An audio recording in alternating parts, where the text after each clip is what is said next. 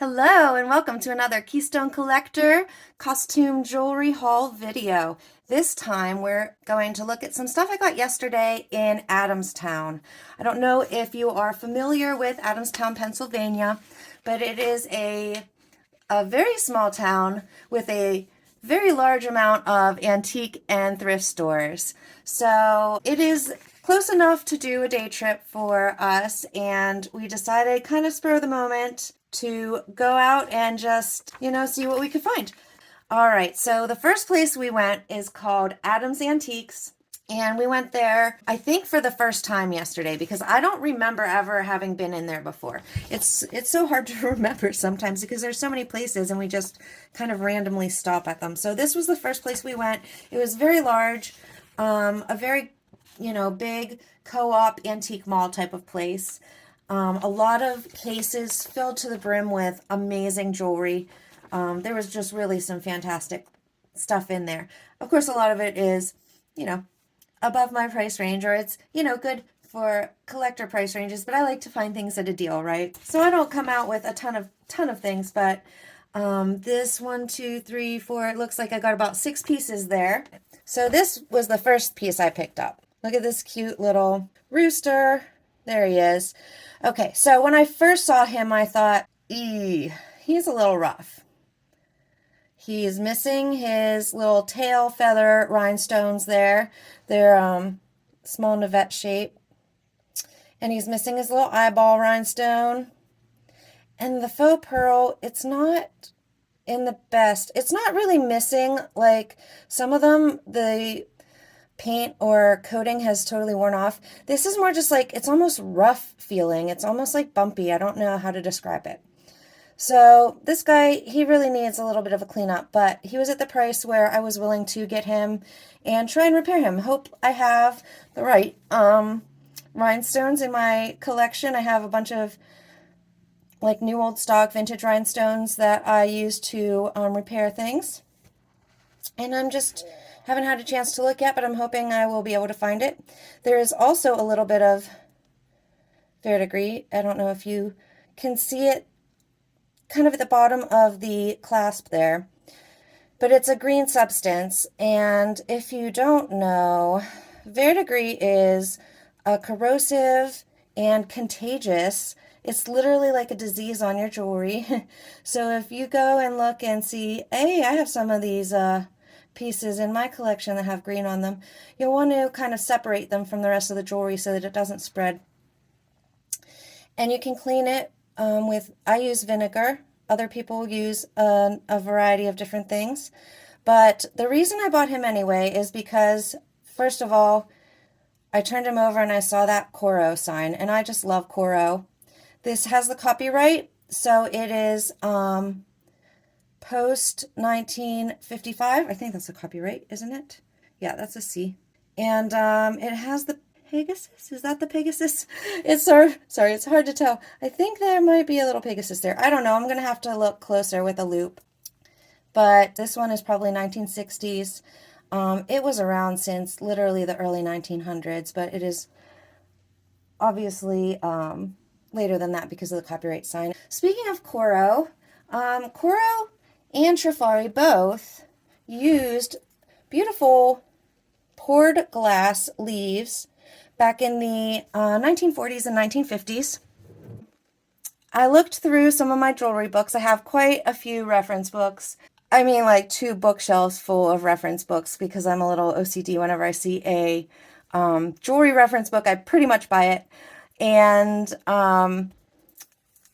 Costume Jewelry 101 had a picture of Trifari jewelry that used these poured glass leaves, and the leaves looked just really almost identical.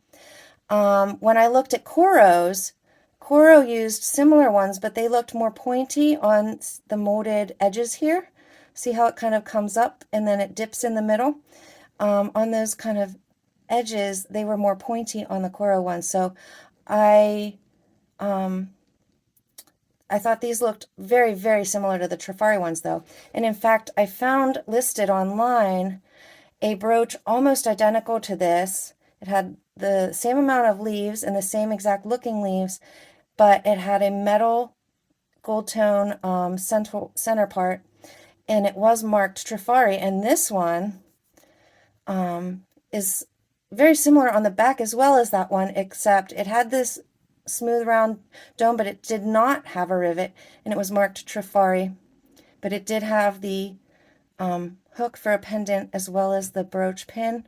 They were slightly different as well, but what I'm thinking is it's possible that whoever did make this piece got their glass leaves from the same manufacturer that Trifari got their components from. All right, let's move on to these. I thought were adorable. So we've got some satin glass on the sides and those beautiful blue rhinestones that are in really nice condition. Sometimes you see spotting or darkness. I don't really see much of any of that at all. I try to avoid that because what that means is the foil on the back of them is going bad or has gone bad. And there's really nothing you can do about that besides replace the rhinestones to make it better. Now these ones, I did do a little bit of research, just looking at the Is It Juliana Jewelry website, thinking they might be Juliana. Juliana is a very desirable brand, but it never ever is marked. So that's why there's a need for a website to go and identify pieces. It's got pictures of thousands of pieces. You can filter and sort by different color, style, stones, all different things to try and narrow it down and find a piece that you have and see if it is that company. However, I also have 3 Juliana books, so even though I did not see these on the website, I will look through the books. However, I don't think they are. I just think they are an unsigned beauty. I just thought they were super adorable. They're in really nice condition. They're nice and clean. They're beautiful. The silver tone plating is in really good condition, and I just thought they looked like little bugs, aren't they? They look like little flying, like, you know, bugs. I think they're adorable. So I grabbed those up. And from that same seller, I also grabbed these. Now, these, I will say, were originally marked 35. The 35 was crossed out and it had a 10 on it. And great, $10. You know, I'll try them because they're Warner, and I never come across Warner. It's a very nice brand. It is well made. It's in very nice shape. And I thought, well, they certainly thought they could get 35 for them. You know, I'll take a shot. Now, oops, sorry. I thought I'll take a shot. So I bought them. I came home, I looked them up, and I really don't think I'm going to be able to get much of anything more than I paid. I think I paid a fair price, but I didn't notice. I don't know if you can see here. There's a chip on one of the baguettes. So the black baguette there has a chip, and these other similar earrings were selling around the $20 range. So with the chip there, I'm thinking what I paid about $10 was probably a fair, you know, collector price. Next piece that I got, and the now this piece came from the same vendor that had the poured glass and had this dragon's breath we'll talk about next. But this is a super cute sterling silver umbrella. It is on the back marked. Let's get it open here. Let's see, so that we can see the mark. Let's go zoom in. And of course I have it upside down, don't I? Sterling by Jewel Art. So I tried to look up this company, do a little bit of research, and I really couldn't find much except that they started in 1946. But that's it. No information on when they closed, how long they were in production or anything. I would assume that this is from the late 40s or early 50s for the reason that it does not have a copyright sign on it. As I mentioned earlier, the copyright sign indicates generally 1955 or later, as that was when that copyright went into effect versus patent pending. Or patenting, sorry. Patent pending means obviously that they put in a patent and it was pending. I mean, It replaced patents. Copyrights replaced patents for jewelry. All right, so last piece I got at Adam's Antiques is this super sweet. Older. It's got the C clasps. I'm gonna say probably 1920s or 30s on this, but you know, it may be slightly earlier. I don't know. Dragon's Breath is one of my favorite. I just love it. I think it's so beautiful. It's got this gorgeous blue shine, and you can get them in all different, well, not all different, varying different shades of orange to red, kind of. Like this one's a little more orange, a little bit of pinkish red, but it's more orange and blue. I have others that are more like of a red and blue. But yeah, I just really, really like Dragon's Breath, and I'm sorry, I'm just trying to look and make sure. No, I don't see any markings on this one. I do not believe it is sterling because it does have a little bit of wear on the back that makes me think, I don't think that's tarnish. I think it's just wear. But I really think it's a sweet little piece, and that one is definitely for my Dragon's Breath collection. I don't have too many, but I love them, so every once in a while I'll grab one. All right, so that was it for Adam's Antiques. The second place we went was another place that I've never been to before, and it was called Lancaster County Antiques, and it was another co-op, and I think this was the place, yes, this was the place that had a super cool thing where they had red phones throughout the store, I mean, it was a pretty big place. It had an upstairs and everything, but it had red phones various places, and you could just pick up a phone and it would call the front so that you wouldn't have to go all the way down to the checkout in order to have someone come and open a case for you. It was pretty cool. Let's take a look at the things I got. These are boop, boop, boop, all the things that I got at the second place. So let's first look at this because this has a story. It is an old monogram, and I saw it and I got immediately excited because I flipped it over, and let me see if I can open this up to show you. It might be a little too small to see. Nope, there it is. Monocraft. I've got a few pieces that I think are Monocraft. Oh, and there's also a patent pending mark over on the other side, actually. A patent number, not a pending, patent number.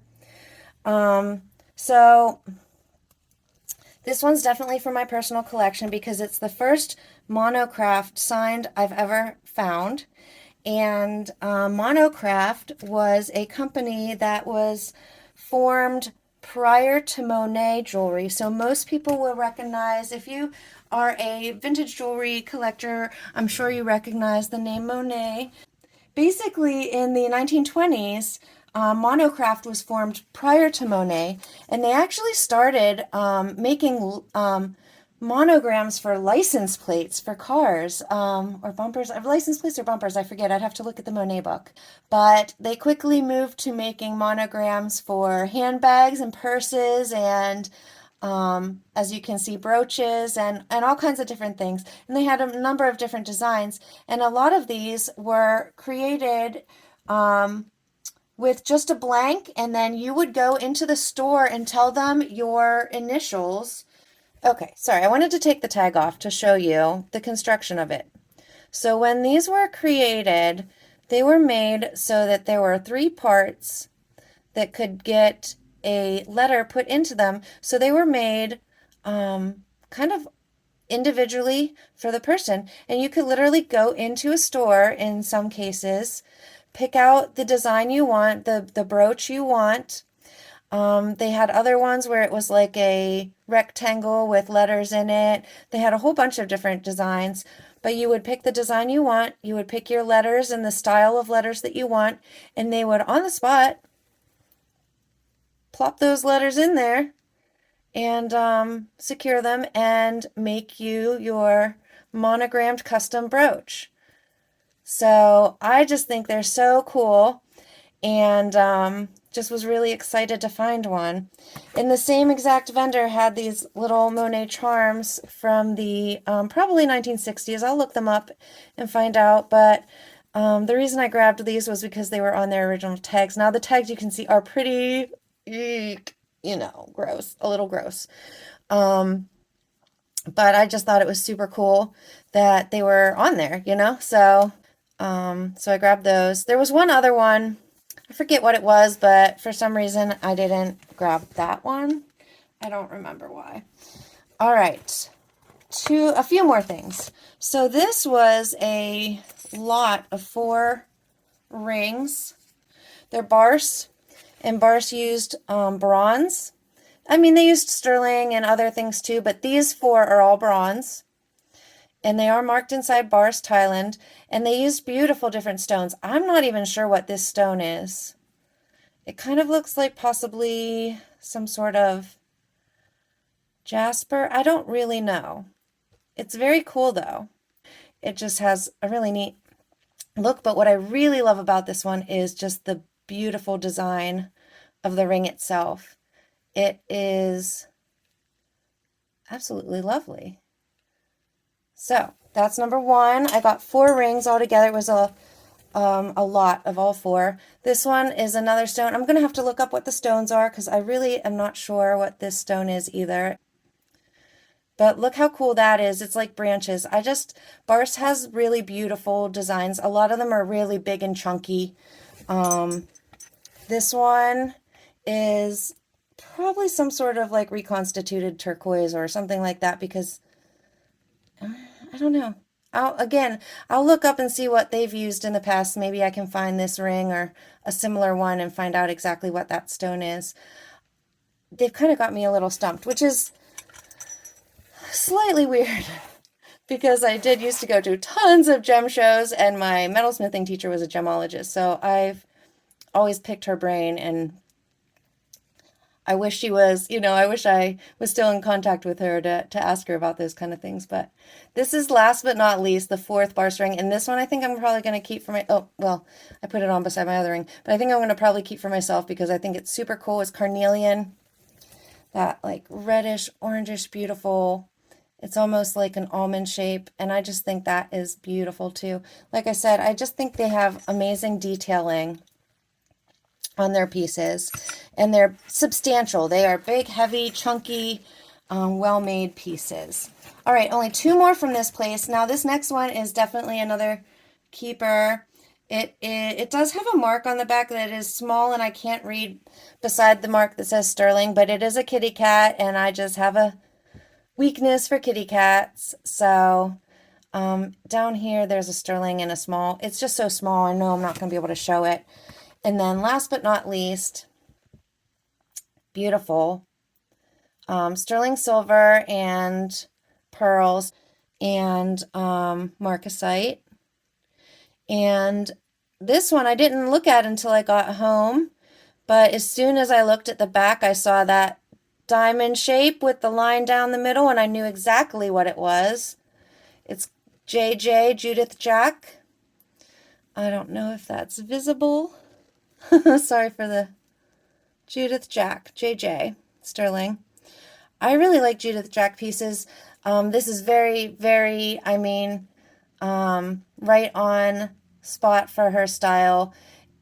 A lot of marcasite and sterling silver pieces. I've had quite a few in the past that I think are just awesome. Like right now I have a pair of butterfly earrings that are super cute.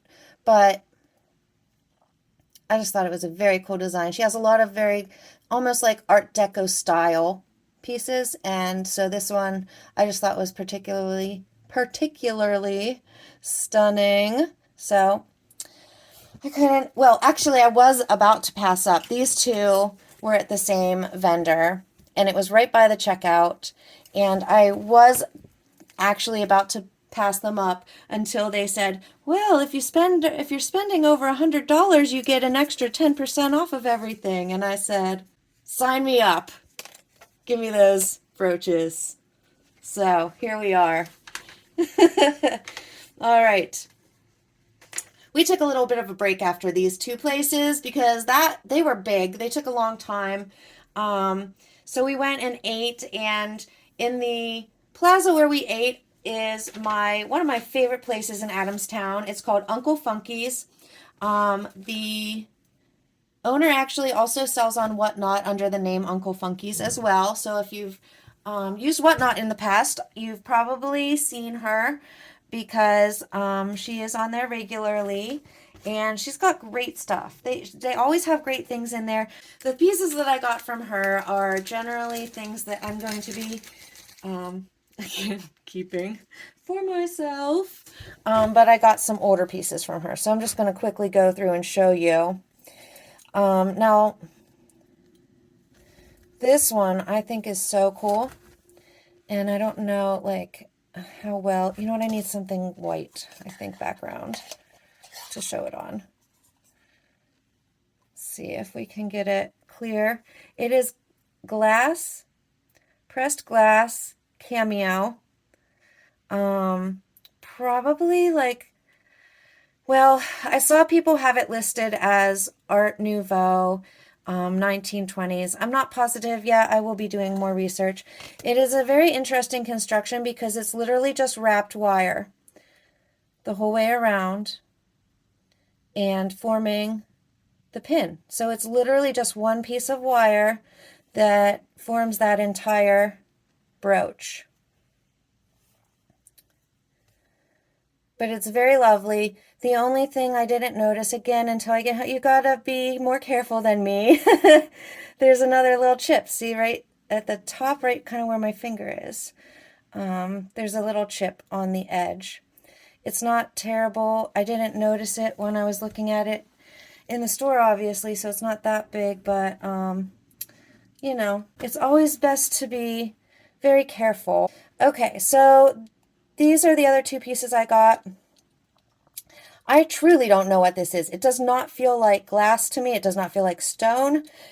It doesn't feel like plastic either. I do not know. I don't know. It's so weird. I saw a necklace that looked almost identical to this. It had the same color enamel, but it had the like little leaf and dot enamel, and the same kind of thing, and it had it listed as the same, you know, stone. It had it listed as glass. I don't believe it is glass. Here's the back. This one's pretty old. No markings. So I'll be doing some research on that one. Sometimes the enameling can help determine it, but we'll see if I can find anything out. I just thought it was so cute and pretty, and I liked it. And then last but not least, from Uncle Funky's, I've got this kind of art glass, but I saw similar ones listed online as satin glass. And this one is sterling. It's marked there and there. And it is not quite as old. As you can see, it has a rollover clasp. Those became popular in like the 1920s. So this is probably maybe 30s, maybe 40s even. Sterling was also very popular during World War II when there were shortages and restrictions on certain metals that were primarily used in making costume jewelry. But that one does look a little older. I don't know.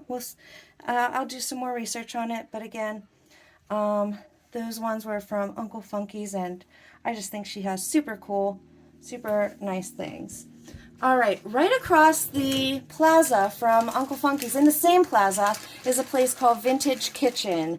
And if you love things like glass, like Pyrex and Viking glass and all of those things, that's the place for you. And then they have a few other little rooms with different things. And there was one called the ladies' room, and it had some jewelry in it. So I just got a few pieces there, and these are what I got. I thought they were super cute. So this one I think is very cool. It's like dimensional. The flower goes through the hoop, and that's why I thought that one was super cool. It's a very nice construction. We've got some open back rhinestones as well as closed back. It's a really nice piece, all prong set. I only found one other one so far like it, and it, you know, didn't have any information, so And it might be just another unsigned beauty. I'll do a little more research, but I think we're just at the unsigned beauty, you know, stage with that one. This one I picked up thinking maybe it was a Sarah Coventry piece. Now, Sarah Coventry has a piece called Lucky Man, I believe, that's a horseshoe ring. But I'm not sure if this is it. This is marked 14K gold electroplated, GEL. So I would have thought that the Sarah Coventry one would be marked Sarah Coventry. So I'm not sure. I'll have to look more into that. But I know someone that was looking for the Sarah Coventry one, so that's why I picked it up, just in hopes that possibly was. And then, last but not least, I just thought he's adorable. I have a little bit of turtles going on already, so he's going to just go along and have a little turtle family with my other turtle pins. Last but not least was a place called 272 Antiques. Now this was down the street a little ways, but it's another place we had never been before, and I'm super glad we went because they had some cool things. And one of the cool things that I got was a really cute vintage Trifari ad. It's literally cut out of a magazine, and I don't know if I can get the whole ad in, but it's a Mother's Day ad, and I just thought it was super cool. It has some well-known pieces on it. There's the ballerinas up here that are definitely, you know, collector pieces. But I just thought that was super cool. My husband pointed that out. I got just a few other pieces from there, not too much, but I will show you them. The first was this cute little seashell. Let's go zoom in. And it is a Castle Cliff. Castle Cliff is a company that was around until the kind of later 70s. So I suspect this is probably 1960s or 70s. They were, I mean, they were in business since since 1918, but this looks more recent to me. It's in too good of condition to be super old. It's really nice gold plating, no significant loss except for one little teeny like chip up front here. But I thought that was really cute in a really nice condition. This I just got because it was fun. It does have a few rhinestones missing that I will need to fix, but I just thought it was a super fun, cute, kind of disco ball-y lucite ring. I really like lucite, especially clear lucite with rhinestones on it for some reason. I just think it's very cool looking. And it's fun, just a fun ring. And then, last but not least, these I have not had a chance to do enough research on. They are signed Miriam Haskell, and I'll show you them in a minute. I'll show you the back first. So we've got the Haskell mark both on the clip and inside on the base there. It's hard to see, but they are both marked. There's a string attached. And they're so different than what I normally think of as Miriam Haskell because they're these soapstone, carved soapstone earrings. So I'm going to have to do some research on these because I have not, like I said, seen Haskell like this before. But I think they're super cool. And usually when I see Haskell, it's, like faux pearls and things like that. Not always, but I don't think I've ever seen soapstone before. So I just thought that was pretty cool. I'm going to grab them and do some research and see what we've got there. All right. Well, I guess that's about it. That's our haul from Adamstown. I hope you enjoyed it. I certainly am pleased with the things I got. And I hope you, if you did like it, I hope you hit the like button. Please subscribe.